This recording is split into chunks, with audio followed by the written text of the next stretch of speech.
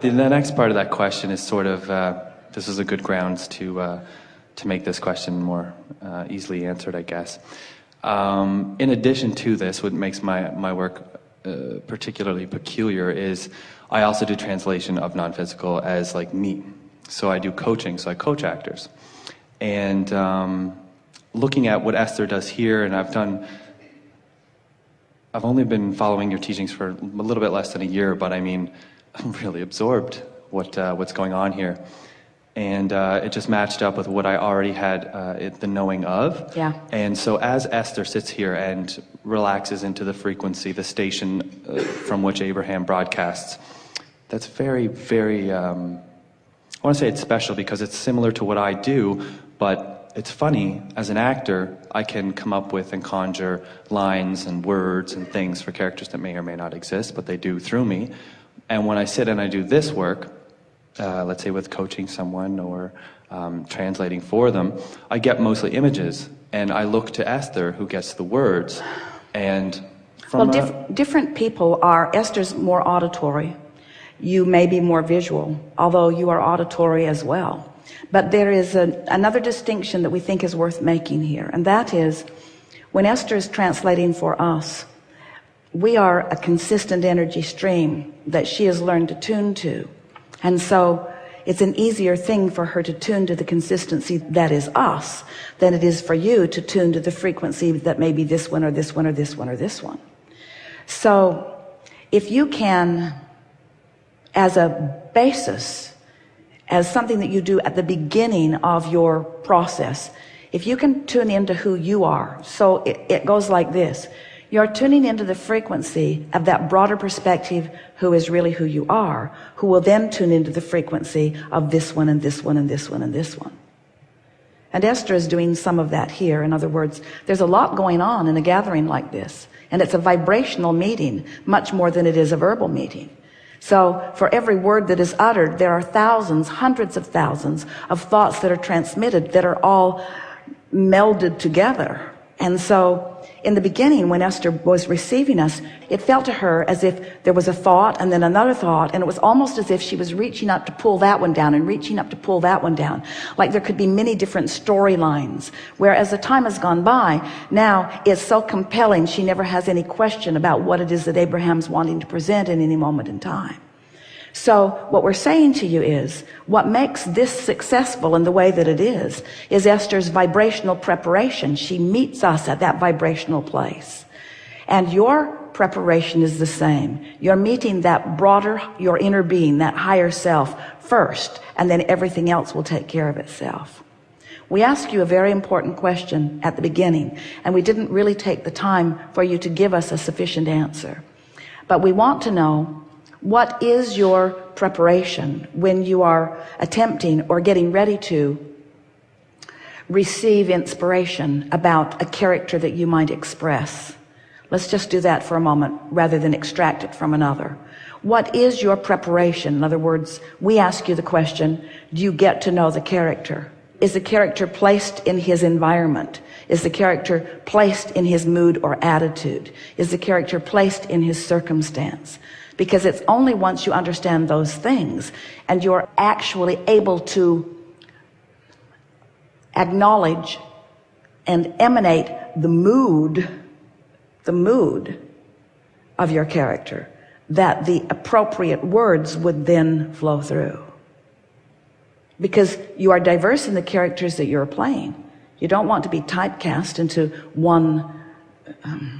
That's like my forte. I have such an extreme range of characters, and even when I'm on camera or in pictures, a lot of people say, that's not you, or that doesn't look like you at all. And I say, isn't that cool though? That's my job. Yeah. And it's sort of extreme for some people, but I look at it as frames per second on a camera is the same as frames per second in a time-space reality, and it's just capturing the essence of who I am. So if I focus that essence while it's being captured, it's logical that what you watch back on the tape may not even physically resemble who I am now, because that was my focus. Well, that is the best description of deliberate creation that we've ever heard, because Everyone is an actor in the sense that they get to project whatever vibration that they choose to project.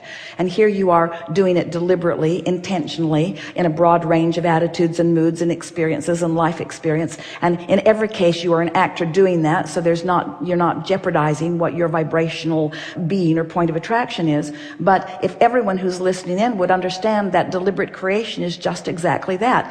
Understand the role you want to play and find its vibrational, emotional basis first, and then practice that so that that's who you are. In other words, when you are a character in a presentation, whether it is on a stage or in a movie or in a commercial, when you are an actor with other actors around you, they're responding to who you are because you are emanating who you are, and it would be illogical for them to not react to who you actually are.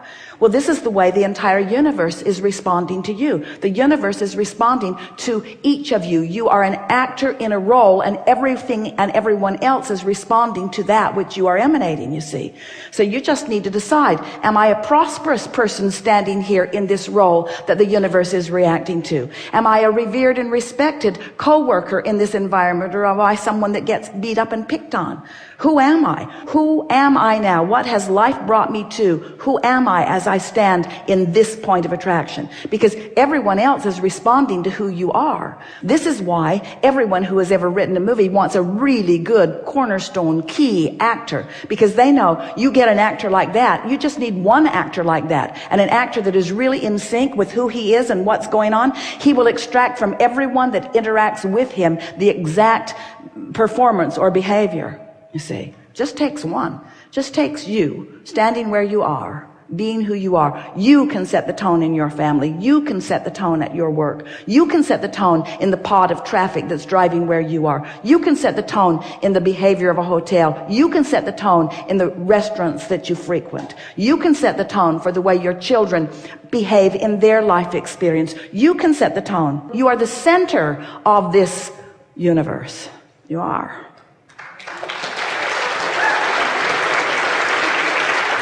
I have something else that would satisfy me a lot if you could prod around on my vibration.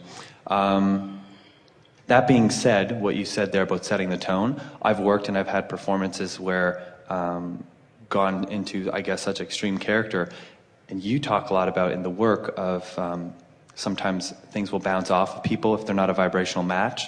And I've been in a situation several times where an actor, maybe who's not up to speed, will kind of like break the scene, and I'm like, oh, what happened? Because then I followed a character and fall off the momentum, and I can feel falling off the momentum. And they're just like, sorry, like you were just a little too intense, or you were too whatever it was. So is that the same thing as the bouncing off? Like, you know what I mean? Well, it is, but we want to go back to what we were saying earlier, because we would spend no time figuring out how well someone is going to respond to you. That's their job. And if you try to get in their head, then you've lost your character. You've forgotten who you are. And that's what happens to people all day, every day. You get in the head of your kids, or you get in the head of your mates, or you get in the head of your friends.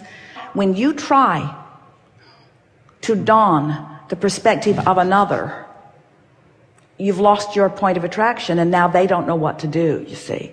So just stay in character, friends. Define who you are and stay in character. And if it's too intense for them, then say, hey, I'm an intense character here. That's the objective. And your response was completely normal, because I've got it going on here as this character. If they throw you off, then they were the dominant character, weren't they? Who is the dominant character in the play that you are playing? Is it you or is it them? A lot of times you want it to be them. It's their fault. It's their fault. I was doing good until they did that. Oh, so they run your show? They do, if you're looking at them as running your show, you see. You're the center of the universe, and I guess the lead in your movie. You're the lead. You're the lead, and everyone else is a cooperative component who will read your script and fill in the pieces exactly as you have defined it by the vibrational frequency that you offer. There's been a lot of pieces that have been coming together in profound synchronicity, and I document this like blogs or whatever, and I kind of grounded.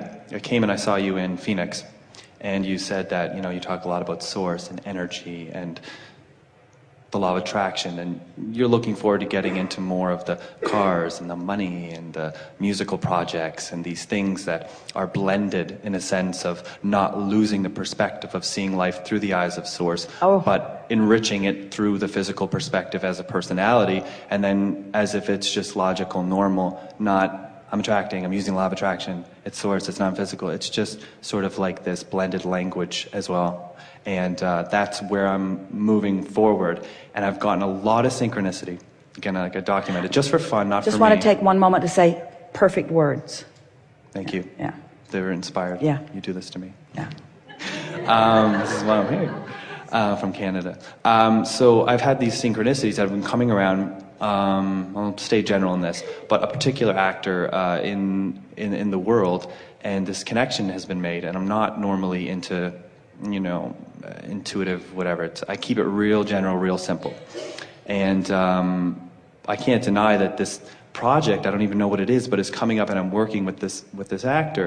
And I say, Daniel, that's like one of the biggest actors and whatever, but it's undeniable. So I've accepted it because it excites me and it is part of my desire. And I believe that I'm a match to it. So the unfolding, here we go.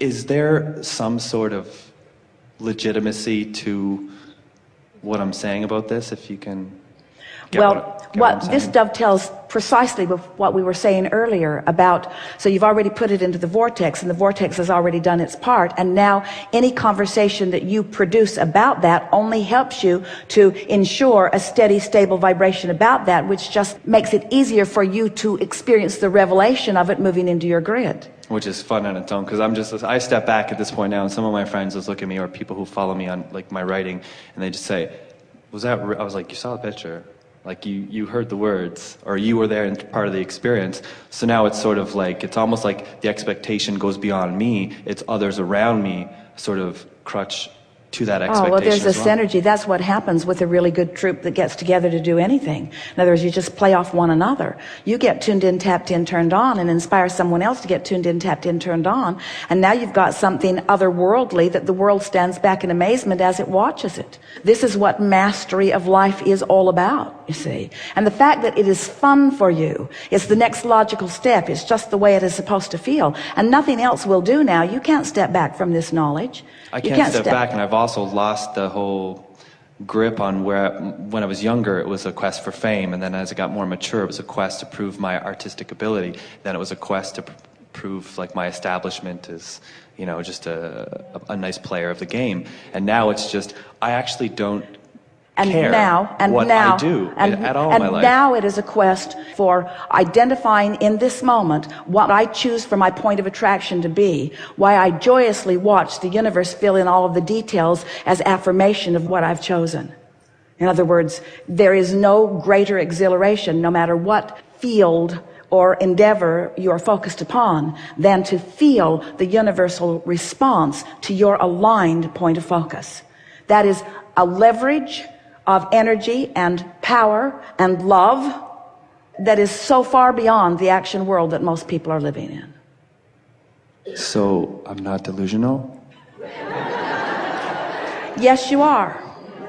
You are delusional in this sense. We're going to give you a definition for delusional. Delusional is seeing the world differently than most of the world sees it, and differently than most of the world would like me to see it.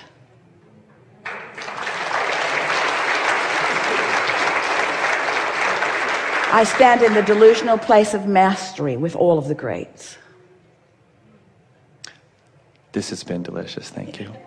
Very great.